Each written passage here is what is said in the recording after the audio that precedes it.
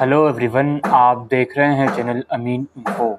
आज की इस वीडियो में दोस्तों हम बात करेंगे दिल्ली डाइट एडमिशन प्रोसीजर के बारे में। हर साल दिल्ली डाइट का जो एडमिशन प्रोसीजर होता है उसको लेकर बच्चे काफ़ी कंफ्यूज रहते हैं, जिसकी वजह से वो अपनी अलॉटेड सीट में भी एडमिशन नहीं ले पाते हैं।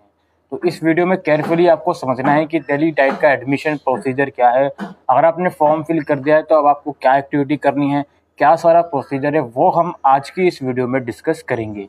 तो चलिए शुरू करते हैं इस वीडियो को। सबसे पहली चीज़ दोस्तों, आपने दिल्ली डाइट का एडमिशन फॉर्म फिल कर दिया होगा और एडमिशन फॉर्म का जो सबसे लास्ट स्टेप होता है वो होता है अपने रिस्पेक्टिव डाइट इंस्टीट्यूट का प्रेफरेंस देना। यानी कि फर्स्ट प्रेफरेंस पर आप कौन सा डाइट रखना चाहते हो, सेकंड, थर्ड, फोर्थ पर कौन सा डाइट रखना चाहते हो। तो ये वाला जो स्टेप होता है ये पेमेंट के बाद वाला स्टेप होता है। आई होप आप अगर फॉर्म फिल करोगे तो आपको ये चीज़ पता होनी चाहिए कि लास्ट स्टेप पेमेंट का नहीं है, पेमेंट के बाद भी एक सबसे इम्पोर्टेंट स्टेप है जो कि है डाइट का प्रेफरेंस देने का। अगर वो स्टेप आप कंप्लीट नहीं करोगे तो आपकी पेमेंट करने का भी कुछ फ़ायदा नहीं है। आपके चाहे 100% मार्क्स हो, आपको कोई भी डाइट अलॉट नहीं करा जाएगा क्योंकि आपने डाइट का प्रेफरेंस ही नहीं दिया है। तो इस चीज़ को ज़रूर से दिमाग में रखें।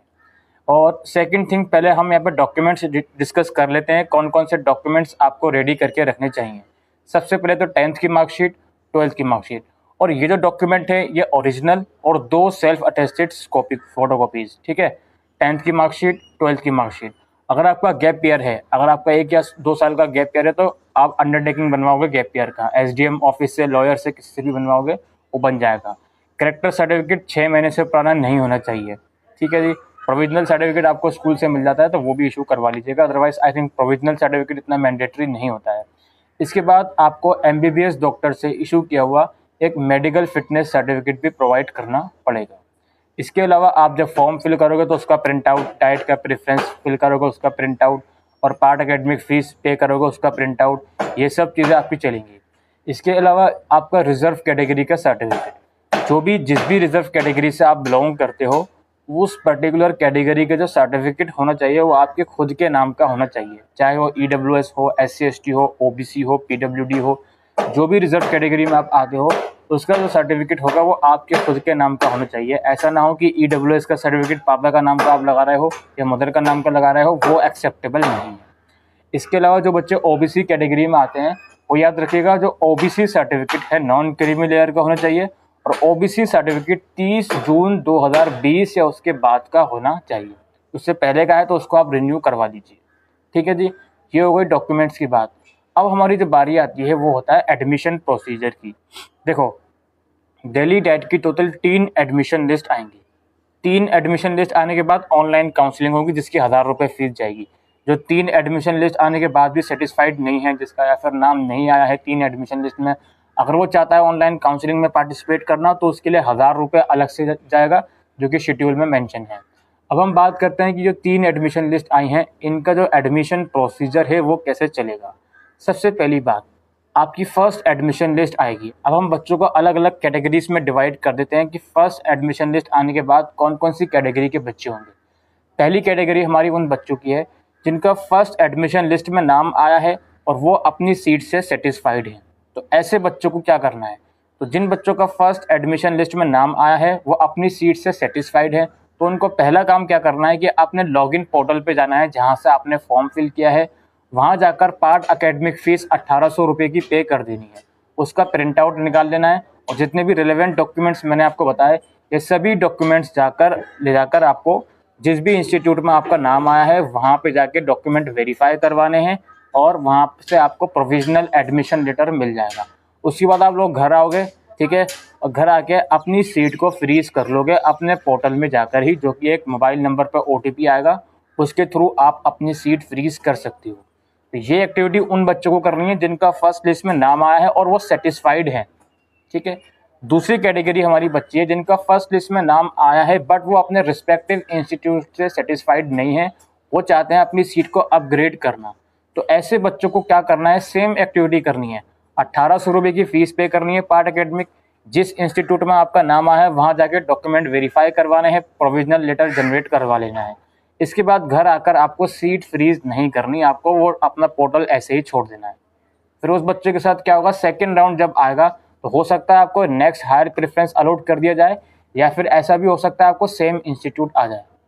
ठीक है, तो इस चीज़ का ध्यान रखें कि ऐसे बच्चे जो अपने फर्स्ट राउंड में नाम आने के बाद सीट से सेटिस्फाइड नहीं हैं, तो उनको अगर ये चाहते हैं कि अगले राउंड में कंसिडर किया जाए हायर प्रेफरेंस के लिए, तो उनको फर्स्ट राउंड में जिस इंस्टीट्यूट में उनका नाम आया है उस पर्टिकुलर इंस्टीट्यूट में 1800 रुपये की फ़ीस जमा करा के डॉक्यूमेंट वेरीफाई करवाने पड़ेंगे।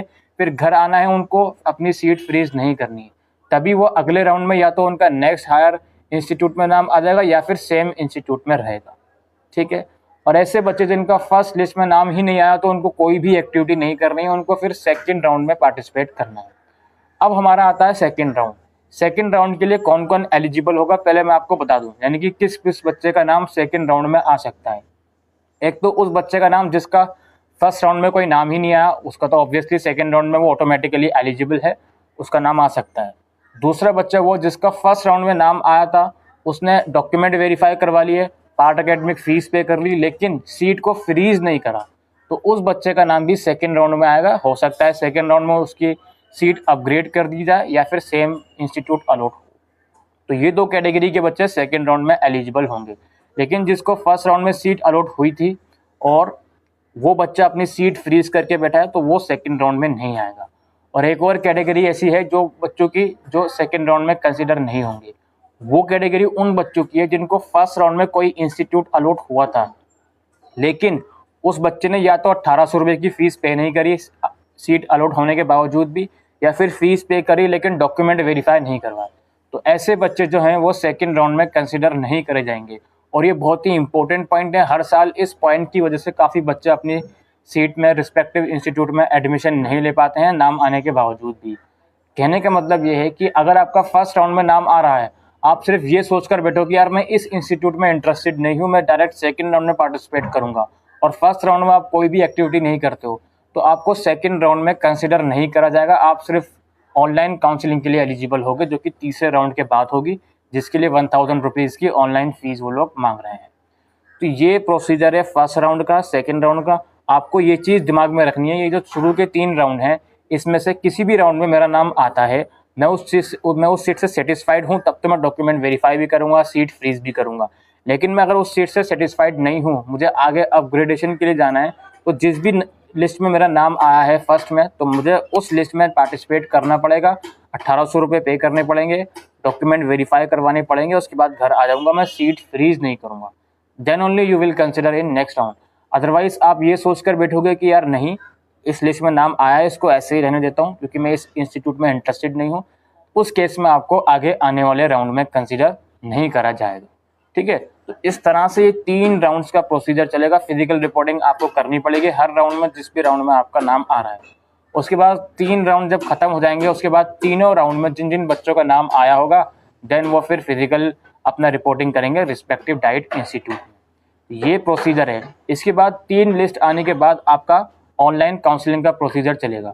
ऑनलाइन काउंसलिंग में कौन कौन बच्चे एलिजिबल होंगे? ऐसे बच्चे जिनका शुरू की 3 लिस्ट में नाम ही नहीं आया, ऑब्वियसली वो तो एलिजिबल होंगे।